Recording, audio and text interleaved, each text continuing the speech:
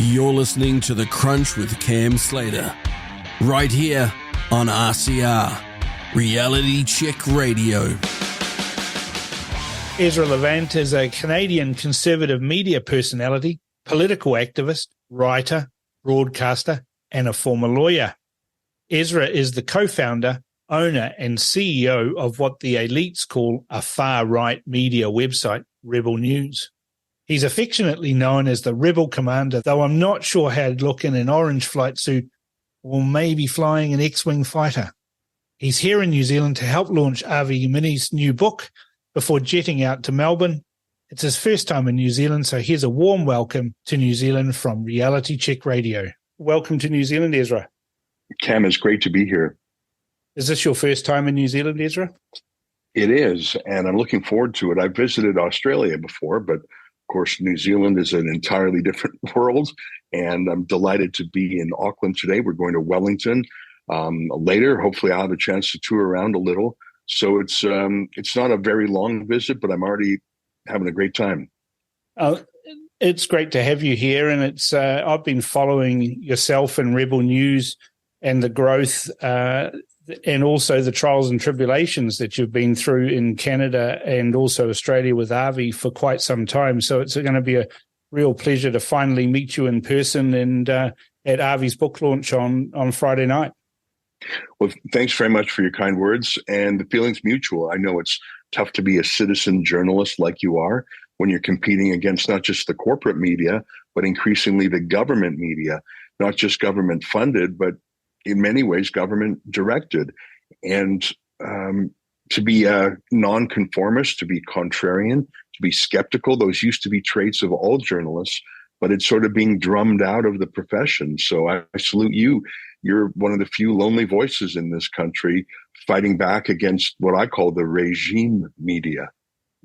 Regime media, that's appropriate because I labelled the Ardern government as a regime because of the excesses under COVID of what they had, very similar to what you had in Canada and almost identical to what Dan Andrews did to Victoria that Avi and Rukshan had to deal with. And they really were regimes. So I think it's the only way that we can describe it. And this global creep of controlling information. You know, the internet was supposed to give us freedom of information, and now they're seeking to control it. Yeah. Well, I'm glad you mentioned Avi and Rukshan. They really were lonely voices in one of the worst lockdown cities in the world, Melbourne, Australia. And as you know, Avi was literally arrested, stomped to the ground, thrown in the back of a police truck, driven far away. I think it might have been even 5 times altogether. And eventually they apologized to him, but not until after we took them to court, which most people don't have the financial ability or even the know-how. How do you sue the government? It's an impossible thing. And so Avi fought back. But for every guy who fought back, there's got to be 10 or 100 who couldn't fight back, didn't fight back. And the whole reason they go after guys like Avi is to make people think, wow, if they can do that to Avi, they can for sure do that to me. So it's sort of a demoralization tactic to really make an example out of nonconformists. So you don't want to be contrarian just for being contrarian's sake. Although, frankly, I like people like that because they force you to check your biases. But these days, there's such a conformity. I use the phrase regime media. Some people say legacy media. I don't even know if I'd say mainstream media anymore. But they're really trying to censor citizen journalists because they really want to control the narrative. And you're right. The internet is the main way they're doing that. And they've totally colonized Facebook and YouTube and Google. And it's only since Elon Musk took over Twitter that we've realized the depth of the colonization by what's sometimes called the deep state, FBI, CIA. I presume Australia's government has a hand in things in Australia and New Zealand. What we know, Jacinda Ardern said during the early days of the pandemic, basically she said, trust us, trust everything we say. We'll be your source of all the news you want. and we know what's true. I know I'm paraphrasing there, but she really was shocking in terms of her hubris that only she knew the truth. Yeah, we used to mock the podium which she stood behind and called it the podium of truth. But she actually said not to trust anybody else other than the government, and that we're your one source of truth. She actually said that. Yeah. That's the exact wording. I've seen that clip so many times.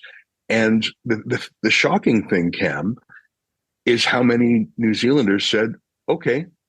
I mean, and I'm not blaming New Zealand. Canadians, Americans, Europeans, they did the same thing. I mean, there's an instinct in all of us. I think it probably dates back to prehistoric times, probably even to caveman times.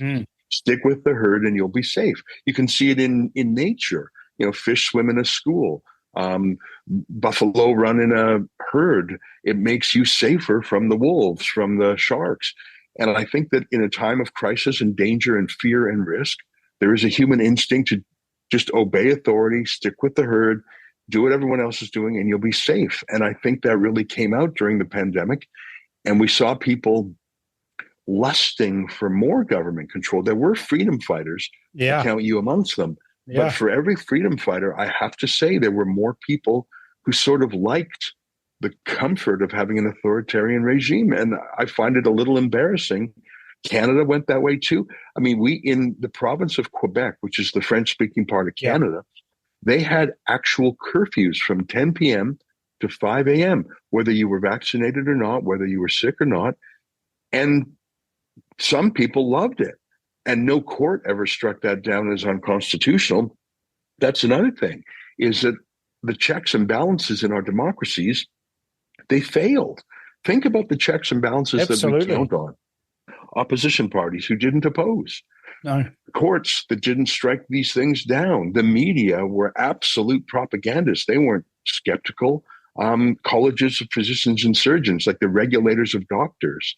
Any doctor who had a, quote, second opinion, that doctor was investigated. Or cancelled. You know, they were victimized just as much as the ordinary citizens were. In fact, more so probably. Yeah, and it was to enforce a conformity, give the illusion that everyone was fine with this. Because look, there's not a single doctor who objects. Yeah, because you've suspended the ones who don't. And I don't know. I think it showed some real cracks in our intellectual, democratic, ability to think through crises. And some people, I see news in America that they're talking about bringing back masks again. In fact, we see the first institutions talking about masks just for 14 days. And I know that too many people will embrace that. I think more people will be skeptical this time, but there will be people who embrace it. And look, Dan Andrews was reelected, if I recall.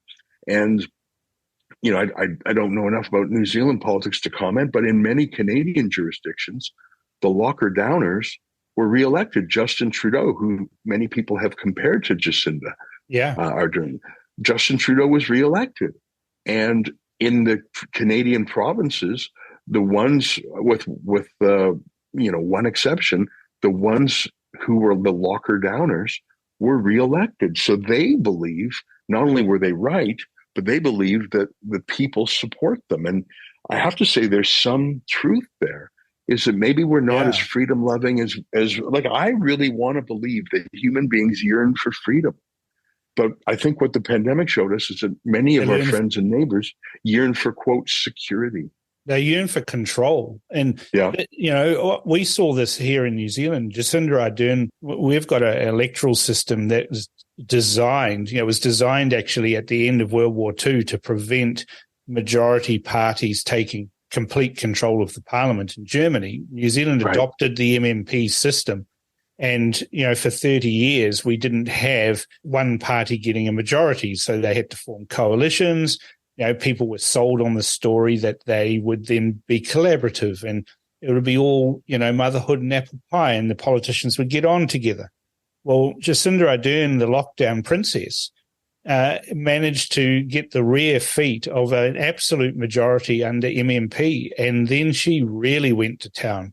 which obviously culminated in the parliamentary protests, which echoed the truckers' convoy that you had in Canada. And but that actually in New Zealand was the beginning of the end of Ardern, because that protest of those courageous people who had lost jobs, had lost their houses, their friends, their families, their careers, had nothing left to lose, all turned up at Parliament and protested. And that's when Jacinda Ardern started to realise that not everyone was on board with her kindness, that she used to call it. Yeah, and some of these leaders started to convince themselves that everyone agreed, because first of all, they weren't going out and about in regular gatherings. They weren't on the hustings. They weren't at town hall meetings, because the gatherings were all shut down. So the only person, so in their defense, and I think that a lot of them knew exactly what they were doing, but in their defense, if I had to explain things from their side, I would say they were in these cocoons where everyone agreed. And perhaps you're right. Perhaps seeing those protesters shocked her and said, oh, maybe not everyone agrees. And in Canada, where the trucker convoy was, I estimate that there were tens of thousands of truckers, maybe 100,000 other people who protested in solidarity. But I believe that fully 1 million people observed firsthand part of the trucker convoy. They literally came out on the sides of highways just to watch and be part of a grassroots movement. They wanted to see with their own eyes, not through the filter of their cell phone. Yeah. And it was breaking that false consciousness of unanimity. We were told everyone agrees, everyone loves us, everyone's with, and it was only when, and by the way, just like those protests, you say they were the beginning of the end for Ardern, in Canada, the trucker convoy was absolutely the beginning of the end of lockdown. In Canada, Trudeau overreacted. He brought in a form of martial law called the Emergencies Act, which, by the way, he hadn't even invoked during 9/11. So 9/11 was an act of terrorism. Act of terrorism wasn't, the airspace over the continental United States and Canada shut down completely. But no, we don't need to use the Emergencies Act for that. But these pesky people who are protesting, we got to subject them to the awesome and fearsome powers of the state. And that's exactly what Jacinda Ardern did here. She'd had enough of the protesters peacefully camped on the front lawn of Parliament and brought in the stormtroopers, and all their black gear, their helmets, their shields, their batons, their tear gas. They even had baton rounds, they call them sponge rounds, but these are less than lethal but hurt nonetheless firearms that the police were using against unarmed citizens. And they dreamed up, the media was in on it. They would put a press release out and say, pitchforks have been seen at the protest. Well, after the protest, when everything was wrecked and destroyed by the police, there was no firearms displayed. There was no weapons displayed. There was no pitchforks displayed. Normally, when you see the police do a raid on somebody, they display all of the evidence that they've gathered. We had none of that. We had none of that. We had all these people prosecuted for trespassing in a public area. It was incredible. It's the same in Canada, the trucker convoy. There was not a single violent act ascribed to the trucker convoy. There was one shooting, but it was Trudeau's Mounties shooting our reporter, Alexa Lavoie, with one of those less than lethal riot guns. So there was a single shooting during the entire trucker saga, and it was a cop shooting our reporter. And I have to think, what are the odds? 1 million people participating in some way, 100,000 in a deeper way, and maybe 10,000 actual real truckers. And the only shooting was a Trudeau Mountie shooting a Rebel News reporter. Maybe it was just coincidence, but boy, it sure felt personal. What astonishes me, Ezra, about this whole pandemic nightmare, really, is that how quickly Western democracies succumb to totalitarianism. It's as if we never learned anything from the 1930s, a scant 75 years ago, 80 years ago, and we've totally forgotten all of those lessons. And I've commented often that Joseph Goebbels must be cackling in his grave that his treatise on propaganda had been picked up by Trudeau, by Dan Andrews, by Jacinda Ardern, and implemented flawlessly, and we all fell for it. Well, that's the thing. I mean, Nazi Germany, Hitler came to power in 1933, and he had to change many of the laws and the culture of Germany to bend to his plans. The Nuremberg laws of 35, if I'm not mistaken. The Enabling Act. Yeah. And so it was a series of things. It took really 6 years to get into the Second World War, and the Holocaust itself didn't really get fully underway for a couple more years. That, Germany was really one of the most enlightened, progressive, educated, liberal places in the world. Obviously, thank God, Canada, the United States, Australia, and New Zealand did not, obviously we didn't go full Nazi. But boy, we sure went close to lockdowns and mandatory vaccinations and people accepting the fact that churches and synagogues were locked down, people accepting limits on funerals and weddings. And, of course, we didn't go the whole distance, thank God. But boy, we sure went a long way very quickly. And I'm not comparing them other than when you go down the road of authoritarianism, I think we went rather quickly. And part of it was I think people always think that the modern era is the most enlightened, and somehow they're maybe even genetically more moral people than those in history, but that's clearly not true. If anything, I don't think we're as literate in the philosophy of freedom. And of course, the media is much more controlled. Goebbels could never have dreamed of controlling the media in the manner that social media companies like Facebook, YouTube, Google, et cetera, did. I mean, literally automated machine learning censorship. Yeah. And if you read the community guidelines of YouTube to this day, they don't say violating the quote science, because what does that mean? They say violating health orders of different authorities. So basically, it's a political censorship. And by the way, a lot of their so-called science or community guidelines were later proved to be false. And Goebbels never had that control. The Soviets had enormous control. In Romania, you had to literally register your typewriter with the police. They would take a typing sample because each typewriter had a slightly different fingerprint, and they would keep those on file in case they found anti-government samizdat. And they would try and see, well, whose typewriter was used in this. Like, that's how authoritarian and controlling they were. But they had nothing on the modern high-tech social media censorship industry. Goebbels could never have dreamed of the censorship that the modern era has.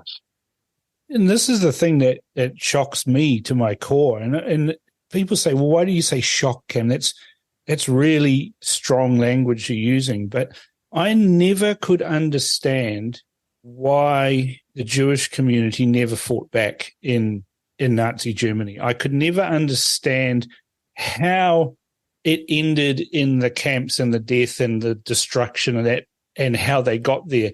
And it wasn't until I visited Jerusalem in 2014, and I went to Yad Vashem, and that museum is incredible because it teaches you as you journey through the galleries precisely how it happened and how it happened in an incremental way. Right. The death camps didn't just happen. They were the end of a very long process that started with segregating people on the basis of something, in this case, their Jewishness, wearing a gold star. And we very quickly in modern society ended up with the modern equivalent of a gold star, which was the reverse of that, but the vaccine passes and preventing people going to see shows or going to restaurants or congregating together unless they had their pass. Yeah. Go ahead. Yeah, I was criticized for drawing that parallel. And the reason you were criticized is because by liberal Jews as well. They criticized me for saying that, but I said, but these are all the hallmarks. We are stepping closer and closer to totalitarianism, and no one's fighting except a few of us. Yeah. The reason you were criticized for making that analogy was because it hit home.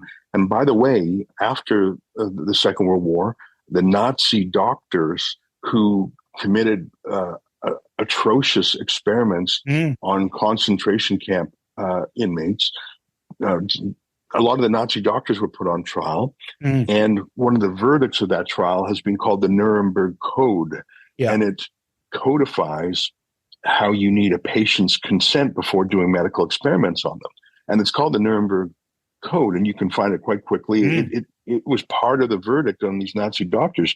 And the Nuremberg Code talks about informed, continuous consent. The consent that can be revoked. Informed means they have to know the risk in advance. The Nuremberg Code was violated. And anyone who says, oh, people have the choice, if someone has a job that they need to feed and house their family, and you say, take the jab or you'll be fired, that is not free consent. That's not real consent. It's coercion. And by the way, don't think for a second that we had full informed consent. How could we, since the drugs were experimental and still are, by the way? They're required to be under testing for years to come. We don't know what the long-term effects are. So the fact that people would say, how dare you compare it to the Nuremberg Code? Well, because it's exactly what the Nuremberg Code was designed to militate against. And I think, it was the incrementalism. People said, oh, well, I can get along without that. Okay, so we have to have 6 feet of separation. Okay, so we have to limit that. I think you mentioned that the vaccine passport was analogous to the Jewish Star. I would say, in a slightly different way, the mask was. And here's what I mean by that. Wearing the mask perpetuated a psychology of fear and crisis where there was none. The fact that the mask has been proved endlessly not to be particularly effective, and in some cases to be actually retrograde, was beside the point. The mask was the flag of the pandemic in 2 ways. It kept everyone reminded that we are in a crisis. If there were no masks, and you had no media, you wouldn't believe it's a crisis at all. You'd say, oh, it's a bad flu season. But the mask was a way of constantly terrorizing you, making you nervous. And it was also a flag that you flew if you were a supporter of the new way. Where's your mask? That if you're not wearing them. Yeah. And so the Jewish Star obviously had the reverse. It was segregating you, was putting you into the hated group. But having the Jewish Star also perpetuated the normalization of segregating and demonizing minorities. So, there's some Jews who are visibly Jewish. They would wear traditional black hats and yarmulkes and whatever. But by forcing every Jew, the most secular Jew, for example, to wear a yellow patch, that normalized segregation in the larger community. It was a psychological warfare, not just against the Jews to have them internalize their minority status, but for the rest of society. Oh, those are bad people. Those are different people. This is normal that we segregate against them. And so it was a psychological weapon of mass propaganda. And the bringing the masks back in has exactly the same impact. And the fact that some people to this day embrace the masks as part of their personality, I find deeply sad. It's incredibly sad, but I don't know if you ever saw Jacinda Ardern when I won't say she was confronted, it was more of an ask by a journalist in a rather benign way. And he said, well, hang on a second, by having these vaccine passes and having, regulations in place that prevents unvaccinated people from doing things, aren't you creating two classes of citizens, the vaccinated and the unvaccinated? And she just cackled towards this journalist and said, yes, that is what it is. That's exactly what it is. And she, without even a shred of humility or embarrassment, just laughed it off that, yes, we were going to segregate people and we were going to do it this way. And this is what astonishes me the most, is that the people who were the happiest at imposing segregation and breaching civil rights and doing all of the things that we've just talked about were actually the political left, who typically fight for human rights and civil rights. And now they were actually, jackbooted little statists that were dancing all over those rights. I couldn't believe it. And to this day, I still can't believe that they did that. Well, in Canada, we have a variety of political parties. And for example, the NDP, that's our Socialist Party, they believe in union members and solidarity forever and collective bargaining. But that party sold out their union members by agreeing to require vaccines in their collective agreements without a renegotiation, without a strike. Many of them refused to grieve their members being firing. So those people were politically homeless. The Green Party, which was about skepticism of big pharma and natural health, suddenly they were for big pharma and a mandated jab. The Liberal Party in Canada, which is sort of the mainstream left, slightly left party, their central credo is "my body, my choice. Keep your hands off my body." They're talking about abortion and other things like that. But suddenly they were fine with a mandatory jab. So yes, every party sold out their heritage to join in this madness. And it reminds me of that poem by Kipling called "If." And I bet you know that poem. It's a very famous poem. Let me read the first line. "If you can keep your head when all about you are losing theirs and blaming it on you." Like, that's the very first line in the poem. If you can trust yourself when all men doubt you, but make allowance for their doubting too. And it's just such a wonderful poem. It's a little bit Zen. But people didn't keep their head. They panicked, and there was a collective madness. And every party sold out their base, I think. And in the United States, you had some states led by some courageous dissenting politicians. Governor DeSantis of Florida being a key example. Exactly. At least in the United States, you had 50 different approaches, and their Supreme Court weighed in. There was one wonderful case. The state of California banned singing in churches because they thought that would spread the virus. And that was quickly appealed, and the U.S. Supreme Court ruled on it quite quickly. And it's a beautiful decision. I don't have it in front of me, but you should find it. And it's a very easy read. What I love about those U.S. Supreme Court decisions is how easy there's not a lot of jargon in them. And there was this one line about how if the governor could have exemptions for shows like American Idol and, America's Got Talent that involve singing, they had to give the same exemptions for churches. As in, the Supreme Court said that, yes, the governor has the power to limit freedom in a crisis, but he can't pick and choose. And so whatever leniency he's giving his Hollywood friends, he has to give to the churches. Obviously, the ruling was much more judiciously written than that. But isn't that the truth? So you had some pockets of, and some countries, frankly, countries that were poor countries that couldn't afford the luxury of shutting down the economy, they had some of the best health outcomes, believe it or not. And Sweden had one of the best health outcomes for. I just think, though, that I don't think most countries learned the right lessons from all this. Anyhow, we've talked a lot about the pandemic, but I tell you, just look at the headlines today. The United States of America, it seems like almost they all saw the bat signal together, and they're moving back towards masks again. It's madness. Yeah. Just touching on that Supreme Court decision that you mentioned, Justice Amy Coney Barrett actually said if a chorister can sing in a Hollywood studio but not in her church, California's regulations cannot be viewed as neutral. Good for you. That sounds like you found the exact. I found it. Yeah. That's beautiful. And it's not a very long ruling. I recommend everyone read it. You'll find it very thoughtful. And what's the date on that, Cam? That was fairly early. Yeah, that's February 2021. That's pretty quick. Remember they didn't. Yeah, so that's less than a year. Yeah.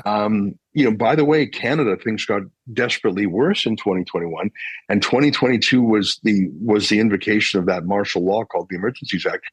So, sorry, 2022, that was February 2022 was the worst. So yeah. America started to, at least parts of America started to pull out of the madness earlier. Yeah. This is the thing that astonished me in New Zealand. The first lockdown that we had, when the Prime Minister came on the television, told everybody that they were going to be locked down, that you weren't allowed to talk. She actually said not to talk to your neighbours. Stay in your house, do this. We had the police commissioner come on television and saying that if you don't stay in your house, you'll be staying in our house. And there was with a little wry grin on his face. Yeah. It was myself and another journalist, Barry Soper, who leaked the internal police legal opinion of the lockdown orders that said that the first lockdown was illegal. And we were hounded, abused, said we were putting people at risk by sharing that information. The government denied that the legal opinion existed, even though I actually had, a brave person inside the police leaked that information and the internal correspondence to me. So then I was able to actually ask for the documents because I knew what the file name was of them, but they still denied initially that this existed. And then when another person, a qualified lawyer, took the government to court, the court said, well, yes, all right, it perhaps was illegal, but it was the right thing to do. And they just glossed over law breaking by the government. And the same thing happened with Avi's case. Again, I was leaked documents that showed there was a political angle to trying to stop him coming to this country. And they were even using international resources to try and do that with Interpol. And when I released those documents, again, I was attacked that, these are fake. It's not real. And we had conversations, you and I and Avi, about these documents, and we proved that they were real, that it was using the Interpol, secure system. But they just broke the law, and they didn't care. Yeah, they didn't care. And listen, I mean, I think that freedom was on the march in the 90s. I think the early years of the internet were some of the freest places and occasions in world history. And unfortunately, it's swinging back. Rebel News, we recently published Avi's autobiography. We also published another book recently that we did not write. It's 1984 by George Orwell. That book is in the public domain now because the author has been passed away for a certain period of time. So like Shakespeare, his works are in the public domain. Yeah. So we republished 1984. We commissioned some new illustrations to make it a beautiful version. I really recommend that people reread that book. I think a lot of people read that book in high school, but really haven't seen it since then. That book was written in 1949. So after the horrors of the Nazi regime, but also as the reality of the Soviet regime was becoming known. This was 4 years after when the Soviet Union had decided to stay in Poland and Romania and Germany, etc. And so Orwell saw the similarity between National Socialists and the International Socialists, and he saw the tools. He talked in the book about what he called telescreens, TVs that were always on, always pumping you propaganda, but also watching you. Well, how is that anything other than the spooky prediction of our own phones? He talked about newspeak, a kind of language that was hidden double meanings, and there was really, well, remember, he called the Ministry of Propaganda the Ministry of Truth. He called the Ministry of Rationing the Ministry of Plenty. The Ministry of War was renamed the Ministry of Peace. So Orwell saw it. He saw it early. He saw that it was right and left. And he saw the power of conformity. And he saw also, there's this wonderful theme in 1984 of how intellectuals often were the vanguard of evil. And he had that phrase, the proles would say, us as in the proletariat, because there are some ideas so crazy only a PhD can believe them. And again, who saved us in Canada? The truckers, working class truckers and ordinary people saved us. Whereas you find me a professor. Was there a single professor in New Zealand, Cam, who who had intellectual authority. And, professors are quoted on TV all the time. They're a kind of intellectual priesthood.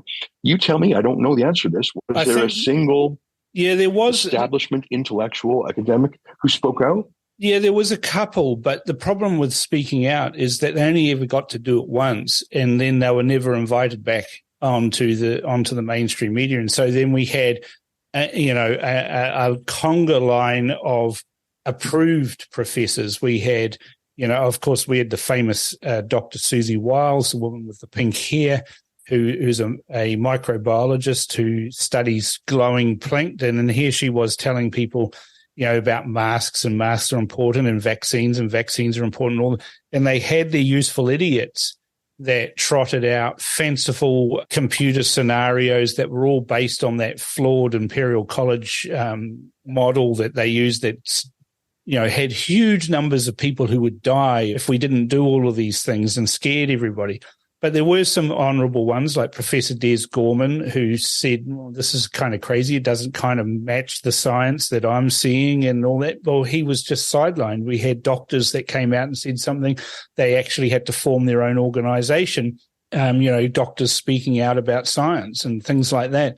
But they were marginalised, and it was only the advent of Voices for Freedom, a protest group organised by three ladies who have been attacked constantly since doing that, described by the Disinformation Project, the mandarins appointed by the government to point the finger and say this is misinformation or they describe these people as, they're knitters and they're traditional wives, and they braid their hair and they put this crazy stuff that's supposed to identify conspiracy theorists who are going down the rabbit hole.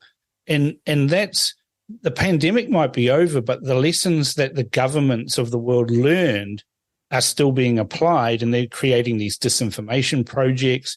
They're trying to change laws in the United Nations, in the WHO. In New Zealand, we've got the Department of Internal Affairs that wants to monitor and control news media, only have people who are registered, licensed news media who submit to the regulations of the state being able to obtain funding. It's all about control, and they've just moved, and they've moved from the pandemic into climate change now, and they're going to try and apply the same rules. Again, none of the science is supported. What you're talking about, licensing journalists, if you are a government-approved journalist, and they use the word trusted journalist. Trusted, yeah. Trusted by whom? The answer is always trusted by the regulators, which means trusted by the government. And we're all supposed to be fact checkers. Every journalist is a fact checker in their own way. And the thing is, even once they're done their work, it's up to us as citizens to be the final arbiter of what's true or not. And that sounds difficult, but think about it. That's what really an election campaign is. You have two clashing worldviews. And by the way, they both can be legitimate, but you have to be able to disagree with what, one guy's fact is another guy's misinformation. I do believe that there is objective truth in the world. I'm not a complete moral relativist who says things are only what you imagine. I believe there is truth in the world, physics and math, but on social sciences and matters like global warming and matters like the pandemic, we don't have all the information. The truth is not yet found out. I believe in the theory of gravity. I believe that is absolutely true. But very few things in politics are that clear. And so we have to allow humans, ordinary citizens, to be the judges of it and not, quote, experts who got so many things wrong. And that's what terrifies me about these so-called misinformation units. They're not made by superhumans. They're not superior beings. And they would just be called journalists or pundits or opposition war room, political tricksters. But they call themselves misinformation units to give them some sort of special status. They're not. They are no better than you and me, but they have some sort of power over the rest of us, or at least they seek it. Yeah, and it's spreading that, we're seeing this constantly now whenever it's like us here at Reality Check Radio, the mantra of all of the hosts that are on Reality Check Radio is to explore all sides of an issue and to let people talk and to have what I call, at the start of this show, what I call courageous discourse, where you can discuss something and disagree with somebody, but not be so polarized as to put your fingers in your ears and start screaming la, la, la, la, la, which is what we are seeing constantly now in the United States, certainly in Canada, in New Zealand and Australia, in the UK, where this polarization of society into an us and them, and there's so many us's and so many thems that they all sort of overlap each other. But what it's leading to is the loss of the ability to accept that somebody else may believe something different. Cam, I'm 51 years old, so it's been a while since I was in college. But when I was in university about 30 years ago, there were debates all the time. Students loved to watch debates on the issues of the day. And it was sort of expected that you would attend such a debate if you were with a political club or a debating club. And if you said, no, I'm not going to debate you, you were a spoil sport, you were a chicken. Yeah. You were not participating in the social, ebbs and flow, the social process. But those days are gone. Think about transgenderism. Yeah. Yes. Think about climate change. On both of those, there is a censorship. You're called a, quote, denier, or you're called a transphobe, or you're called a conspiracy theory. Yeah, racist. So whereas when I was in college 30 years ago, there were rollicking debates all the time, and you were sort of, if you were a serious person, if you wanted to be taken seriously as a thinker, as an activist, you loved these debates. You wished you were invited. If you weren't invited, you were set your own up. That is gone. And now you have brittle students who not only don't see any debates, but they don't believe debates are a good thing. They certainly couldn't win a debate or participate, because that involves having your own ideas challenged and formulating defenses and using logic and facts. What I see now is just people repeating mantras. And it's actually amazing to see what happens when people who go through the woke academies are subjected to criticism or skepticism or another point of view. They have a sort of breakdown. They lash out with name calling, and sometimes they call for the police. And I think that's part of the problem. Let me say this about the lockdowns, Cam. Yeah. That was a long time coming. There were a lot of erosions in our checks and balances that had happened years or even decades earlier that allowed that to happen. Yeah. Our lack of understanding of the importance of fundamental freedoms, our lack of commitment to free speech, our lack of, there was a lot of things that had to go wrong a lot before 2020 for us to make the mistakes we did. And I think some of them can be traced back to education, and that we have the idea of trigger warnings instead of saying, kids, go to school and you will be triggered. You will hear uncomfortable thoughts. You will meet people who shock you with their ideas, and now you're going to practice responding to it. But universities are conformity factories. High schools are becoming that way, and they're even reaching earlier. So a lot of these problems go. It was a 30 years of the wrong direction got us into these problems. It's going to take 30 years to get us out, Cam. I think it's going to take longer than that. And I'll give you a classic example is just 2 days ago, the government here, the Labor government, announced a new approach to education, particularly for important subjects like mathematics. And this is a direct quote from what they're wanting to achieve. Just to give you an example, it's quoted as a critical maths pedagogical approach uses maths to develop critical awareness about wider social, environmental, political, ideological, and economic issues. Critical maths recognizes the importance of understanding, interpreting, and addressing issues of power, social justice, and equity in the community and the wider world. Then it uses the Maori word for students, akonga, are encouraged to interrogate dominant discourses and assumptions, including that maths is benign, neutral, and culture-free. That's what the government of New Zealand wants to happen in the maths curriculum in New Zealand. Yeah, that's very interesting. I just, I'm worried about if you're taking a Marxist, cultural Marxist approach to things like math. I fear for I'm worried about our bridges and our tunnels and our airplanes in the years to come.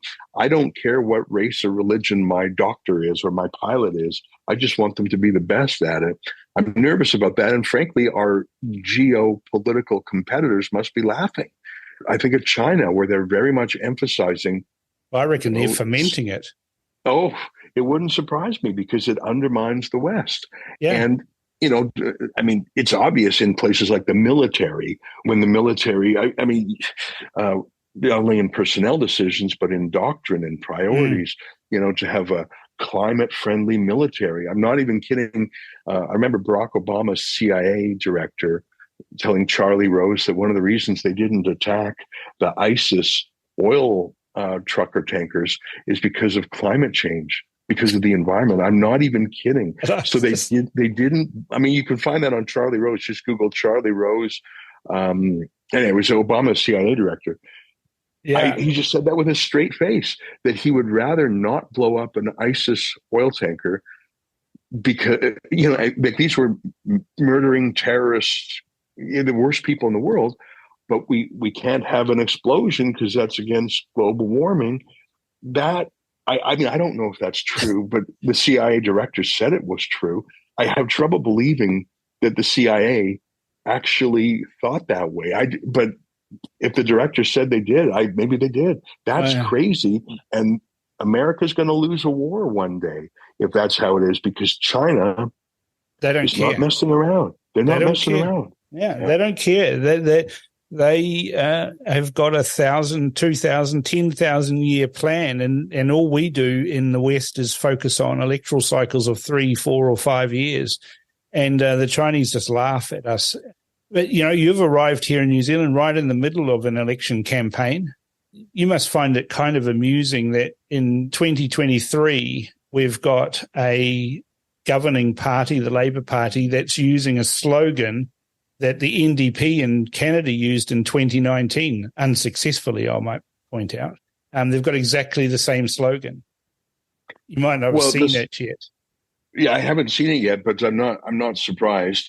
I think one of the attributes of left-wing parties is that they have a globalist approach. Jacinda Ardern was, as you know, the head of a socialist international youth in her day, and a lot of these folks, and a WEF graduate.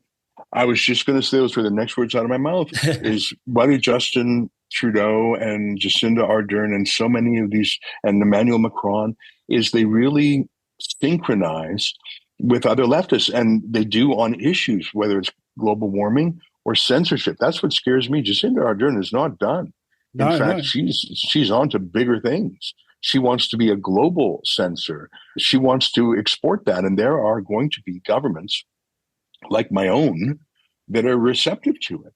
Yeah. And but that's why I'm glad you're fighting the good fight, Cam. And in our own, I think everyone can be a citizen journalist, and Twitter, thank God, gives us a platform for it.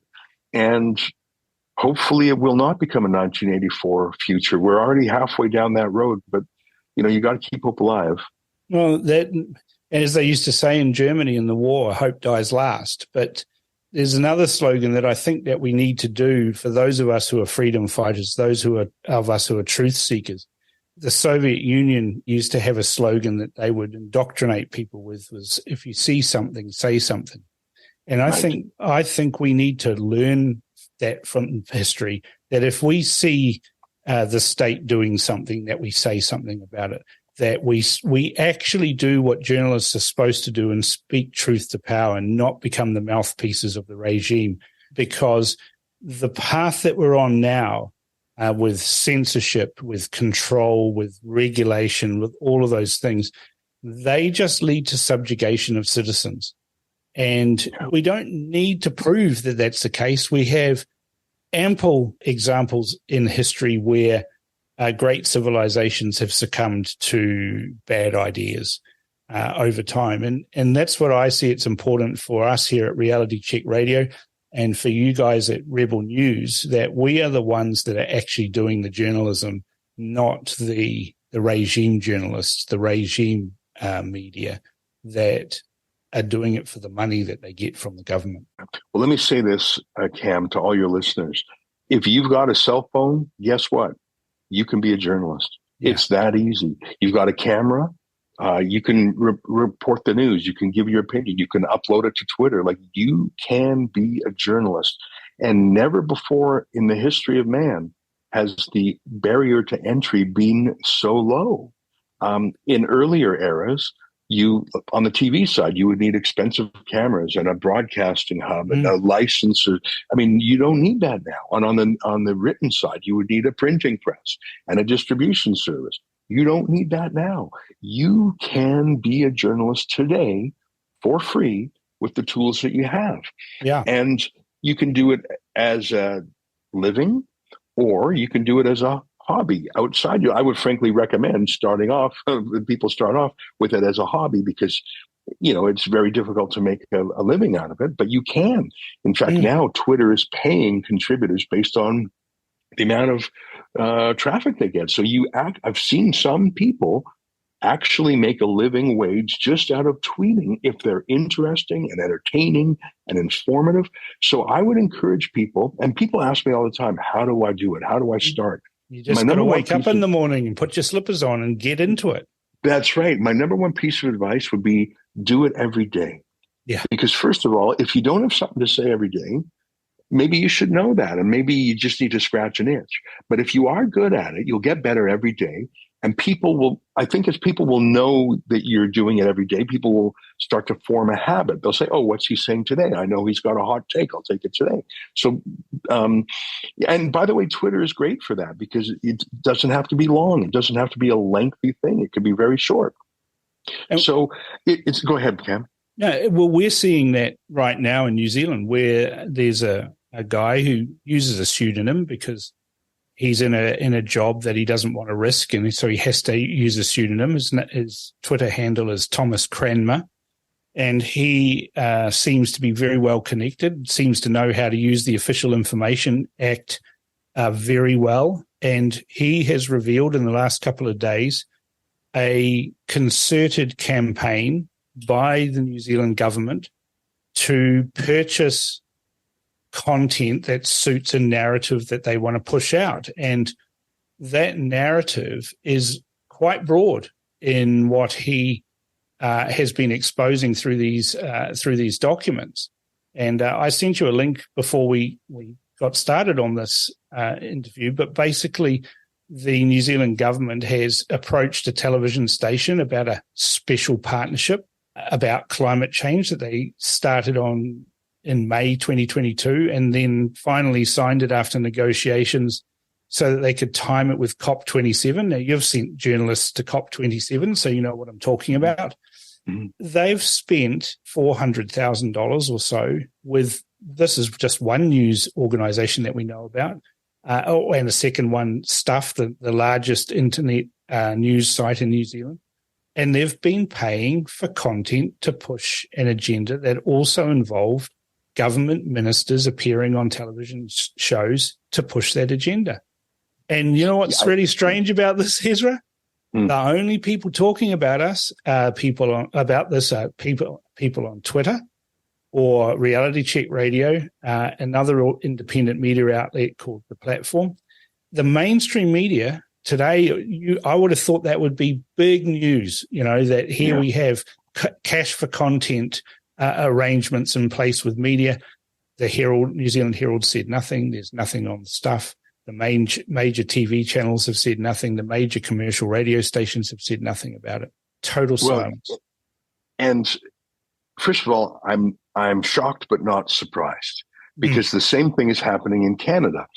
And we did an access to information request in Canada seeking the list of all the media companies that received special bailouts and payments from Trudeau. And the list there were 1,500 companies on the list. Cam, I didn't even know there were 1,500 media companies in all of Canada. Everyone in the entire industry went to get their payoffs. Some it was tens of thousands, some it was hundreds of thousands, some it was millions. And here's the one thing these 1,500 titles have in common.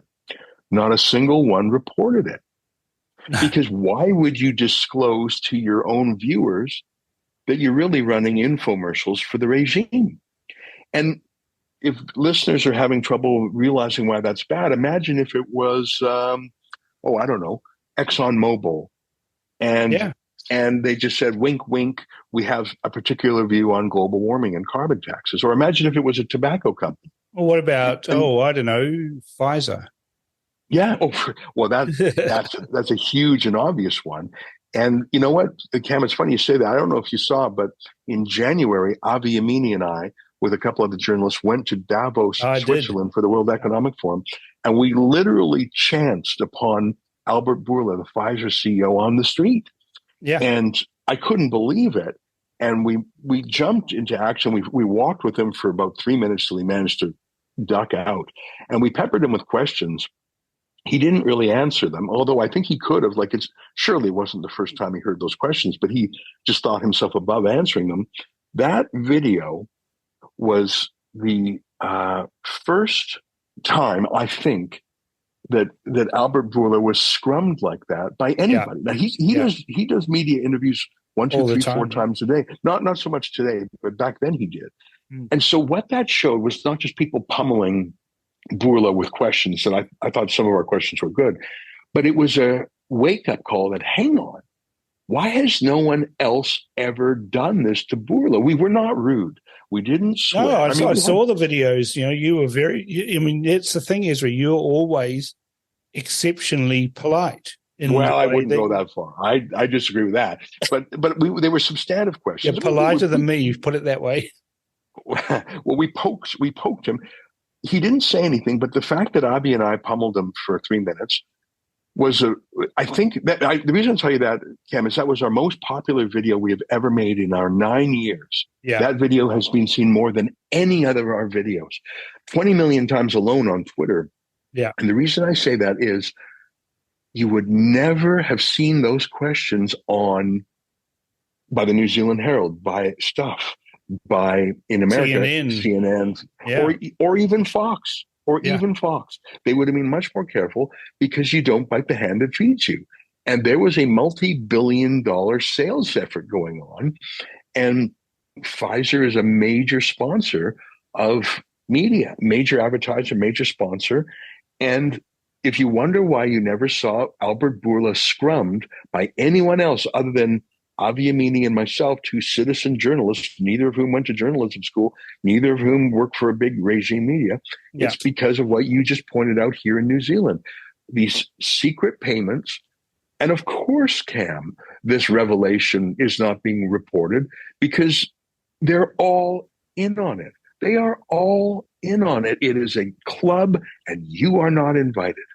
And this is a criticism that comes up about yourself, Avi, Rukshan, that you are, because you are able to do those things, you know, through fair means or foul.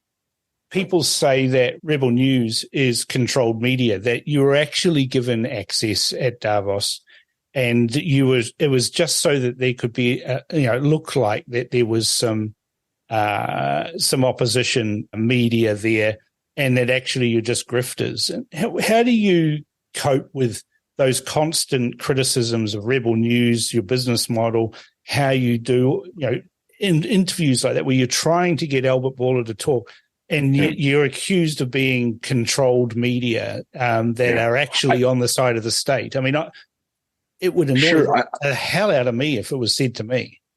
I saw a few people say that about that Bourla interview. Like I said, 20 million people saw that on Twitter alone. And I saw a few people saying, that must have been set up.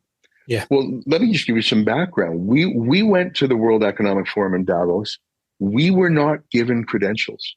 Yeah. We were standing outside the security perimeter. We were not allowed to go in. All the VIPs are in it's like a castle with a drawbridge, really. Yeah. And we are out on the street. It was cold. It was very cold. And basically what we did all day was wait and try and catch people as they came and went. We caught John Kerry very quickly. We caught Brian Kemp, the governor of the state of Georgia in the United States. We waited for 2 hours as Greta Thunberg tried to outwait us. And then we actually walked with Greta for 10 minutes and talked to her for 10 minutes. I saw that one too. Yeah, and I thought her answers were silly and frustrating, but at least she talked to us. It was absolutely good luck that we caught Burla, because the name tags are fairly small. You've got to spot people or spot their name tags, and then you've got to very quickly think of questions. Like Tony Blair. I bumped into Tony Blair, the British PM. If you had 5 seconds to think of questions for him, could you do it? You'll notice when in the video of me scrumming Burla, I sort of ran out of questions after 30 seconds, and luckily Avi jumped in, because I wasn't ready to think, okay, what should I ask Pfizer? I think that was Albert Bourla's worst day of the year. And anyone who thinks that was set up, I think that's watch the video. I remember the questions I asked. I said, why did you keep it secret that your virus didn't stop transmissibility? Right? I said, you knew it before you admitted it. Why did you decide to keep it secret? I'm sorry, that's a devastating question, if I do say so myself. We said, why did you lie about the efficacy? You said it was 90%, then 80%. So we said, will you apologize?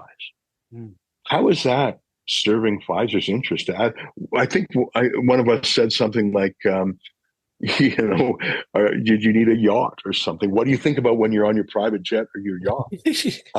I think Avi said something about returning money for, faulty products. We peppered him with the most vigorous question. If someone has a tough question that they can think of that we didn't ask, I'd like to hear it. Yeah. That we pummeled him, and I think he made it look worse because he didn't talk. And he tried to escape us, as you saw. He tried to get out of the public street. The whole thing was about 3 minutes long. But it felt for him, I'm sure, like 3 hours. No, that was a combination of luck and patience. We waited and waited, and we had no idea who we could get. And we had to sort of spot their name tags. I recognized Albert Bourla because he's on TV so much. Yeah. But many of the names, I wouldn't have known Brian Kemp, the governor of Georgia. I just don't know what he looks like. So we had a team there whose job was to sort of spot name tags. And again, this was only for people who left the security perimeter. We were not allowed in any of the official venues. There are some sort of kiosks outside the official venues where we were allowed to go. But I walked into the BlackRock venue, and they basically shooed us out of there. And they called security. Now, I left the building. I didn't want to trespass. Yeah. I didn't want to be charged. By the way, I should tell you that Swiss police are very respectful of civil liberties. We were stopped a couple times by Swiss police. Yeah. And we just said we're journalists. We have not broken the law. And they said, you're right. And they let us go. I'm used to arguing with police in Canada, in the United Kingdom, and I've seen Avi do it in Australia. These Swiss police were as gentle as you could imagine. And they absolutely did not stop us from scrumming anyone. There were heavily armed police where we met Greta, where we met Albert Bourla, and they didn't do a thing. Yeah. Whereas I promise you, if that had happened in New Zealand, Canada, the UK, Australia, it wouldn't have got near them. You're right. And so let me say one more thing. It's hard to get to Davos. You have to fly to Zurich, then take the train.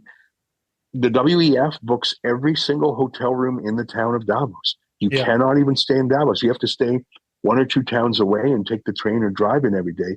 They make it very hard to get there. From New Zealand, it's probably $3,000 to get there. Yeah. And good luck finding an Airbnb. But if you get there, it really is a festival of VVIPs. It really is the greatest gathering of big shots in the world. And you're not going to get into their inner sanctum, but you will get on the street. So again, if there's a citizen journalist out there, I know what I just said about $3,000 to get there. That's a huge obstacle, but we crowdfunded. And so you talked about crowdfunding.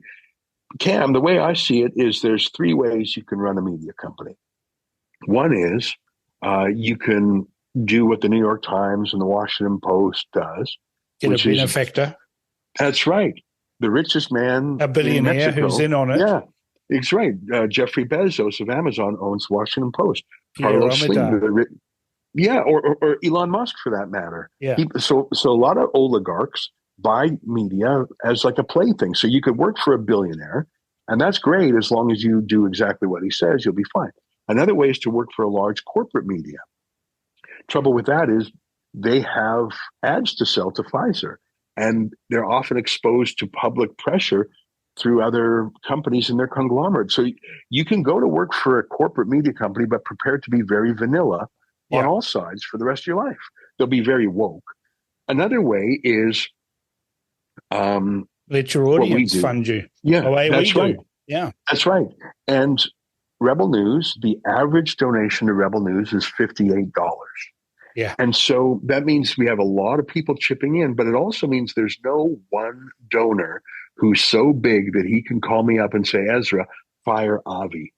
And if someone tried to phone me up and say, fire Avi, I would say, oh, now I know that Avi's hitting the target. He's effective. Yeah, that's right. And no one tries to do that because they know I'll react the opposite way. I didn't always work for a citizen-funded company. I did work for an oligarch once. I worked for a TV station for a few years, owned by a billionaire named Pierre-Carl Pelado. The company was called Quebecor. Yeah. And it was wonderful. I didn't have to worry about making payroll. I got well paid. It was a great job. I knew there were a few things I wouldn't talk about because it would upset the big man, but I was actually given a lot of freedom. Listen, I loved it. It's great work if you can get it, but just be prepared that if your oligarch boss disagrees with you, you are going to be silenced. Now, maybe for some people, they don't care. They just want a job. Maybe they're talking about sports or the weather and they're really not controversial. But if you are a political commentator or a news reporter, if you're trying to speak truth to power, if you're trying to tell the contrarian side of the story, if you're a skeptic about anything mainstream, don't work for a conglomerate. And maybe you can find an oligarch who supports your point of view, but I'm not sure. I don't know a lot of them. They're so golden handcuffs, though, aren't they? That's right. And I work a lot harder now because we have to crowdfund every day. It's a lot harder than just showing up to work in a luxury studio, but I'm a lot freer and it feels great. And I would encourage people, to express themselves that way. I would warn them against trying to make a living out of this. I would warn people, start small, start as a hobby. But I would say it's been wonderful. And as long as I stay with the people, they're going to stay with me. That's what I believe. Yeah, and I'm exactly the same position. My audience are the ones that I value, not any advertisers or secret funders. Not that I've got any. I just value the contributions that my audience provides me, and it can be as small as a comment saying, thanks for saying that, thanks for interviewing Ezra, thanks for doing that. Those are the things that matter the most to me. We've got subscribers, they're the people that I listen to, and if they stop subscribing, that means I'm doing something wrong. And that's my guidance that I have. If I look at the subscribers, if it's going up, I must be doing something right. If it's going down, I must be doing something wrong, and I go and correct it. And that's how newspapers started. That's the thing. I was involved in a court case where I was being sued, and you know this very well. It's like you've been sued several times, like me. I had the person the protagonist up against me was claiming I wasn't a journalist, and I had to prove that I was a journalist to the judge. And then when I did, and I said, well, here's all of my writing, here's this, here's that, and, explained that pamphleteers, and then, started with typewriters, got printing presses and et cetera. I'm just using the modern tools like you talked about before, cell phones and things like that. And, the protagonist then said, "Oh, but you're not a good journalist." And I said to the judge, "There's no requirement in the law to be a good journalist. You just have to be a journalist." And I actually had to get a court judgment that declared that I was a journalist, and that settled the argument. But I should never have had to have done that in the first place. Well, that's the times we're in these days. They want to regulate journalism as a kind of priesthood or profession so they can stop citizen journalists from talking back. Yeah. Well, Cam, it's a pleasure to see you in action and to be on your show, and it's great to be in New Zealand. I'm not over the jet lag. I just landed this morning. You need a rest, and I've taken up more than enough of your time. But you enjoy. Oh, it's a pleasure, though. You enjoy the rest of the day, and we'll catch up in person on Friday for Avi's book launch. I'm really looking forward to it. Looking forward to meeting you in person. Looking forward to meeting New Zealanders who are contrarian, who are nonconformist, who want to know the other side of the story, and who believe in freedom. And I believe that New Zealand historically has been a place for freedom and, frankly, for nonconformists. And I hope that spirit can be rekindled. And that's the whole ethos of Reality Check Radio. And I think there's a good alignment with what we're doing, with what Rebel News is doing. And that's the reason why I wanted to have you on the show today. Well, I'm very grateful to you. And thanks for being such a supporter of Avi. And what I would say to your listeners is, even if you don't agree with Avi, the fact that he's there is healthy for public discussion. And it's in the public interest to have contrarian, troublemaking journalists. And it keeps politicians on their toes. It challenges sacred cows. And every once in a while, we get something right. And it makes a difference. And we were on the right side of it. More often than not, Ezra, we get things right. More often than not. Yeah. Well, thanks very much for this, Cam. It's great to talk to you. I appreciate it. Thank you very much, Ezra. Cheers.